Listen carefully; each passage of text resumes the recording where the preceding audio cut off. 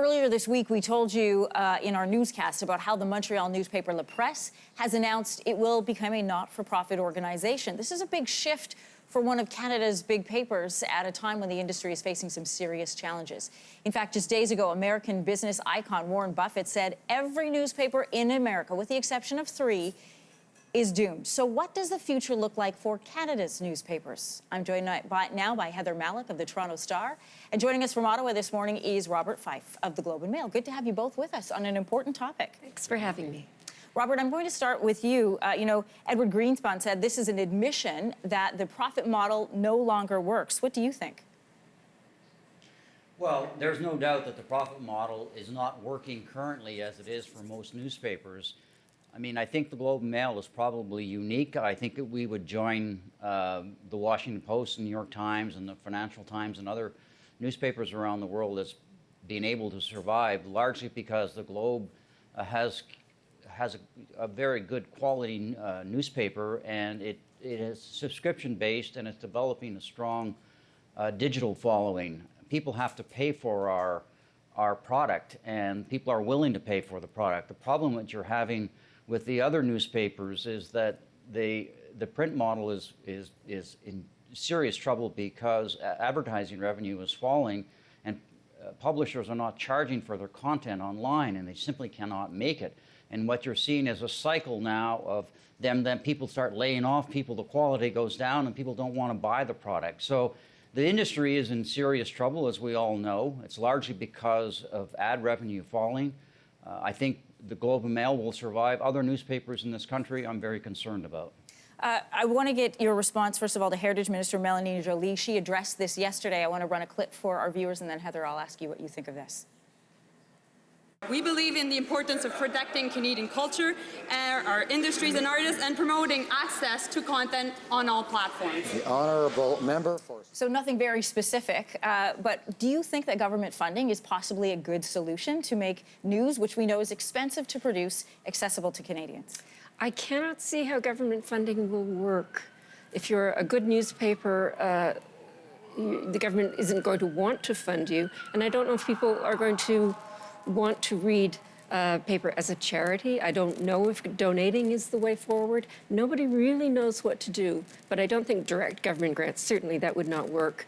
Charitable status, maybe. Robert, the Globe and Mail has announced that they have a foundation now to support their investigative units, which we know are very expensive.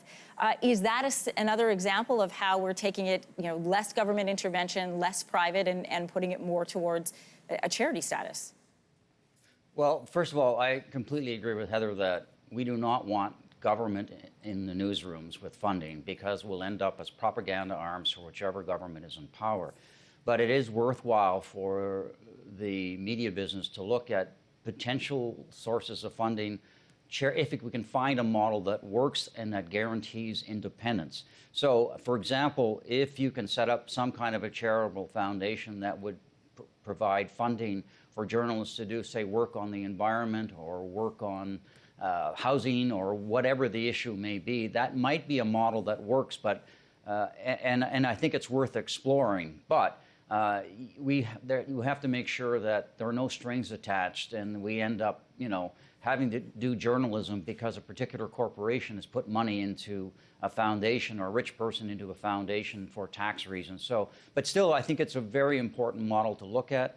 The case of La Presse concerns me as well, is because they made a lot of mistakes. They didn't go to a subscriber base. They got rid of their newspaper right away.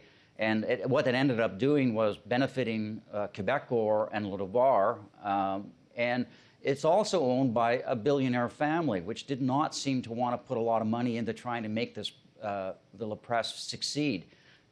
We are different at the Globe and Mail. I mean, the Thompson family, which Forbes says is worth about $27 billion, does support the Globe and Mail. And so we're in a very enviable position to be able to have that kind of support. It's the same thing that you see with the Washington Post. It does help to have some millionaires backing newspapers and trying to help them to get over the period of time that we're running into now with the fall of ad revenue. But that is the trick here in Canada, right? Whereas if you're going to make the comparison to the United States, we have a lot less millionaires who are willing to do these kinds of donations here in Canada. And also, then you run into this issue of who is doing the donating. So, while Robert, you point out that maybe the Thompsons aren't going to get involved, how do we know that another billionaire family isn't want to get involved in the narrative, isn't going to want to get involved in sort of partisan stories? Or we could end up with what we see in the States with some privately owned papers, which is that you even get, what people would deem now as fake news. I think you had initially said millionaires, and I was thinking, we could blow through that in a week.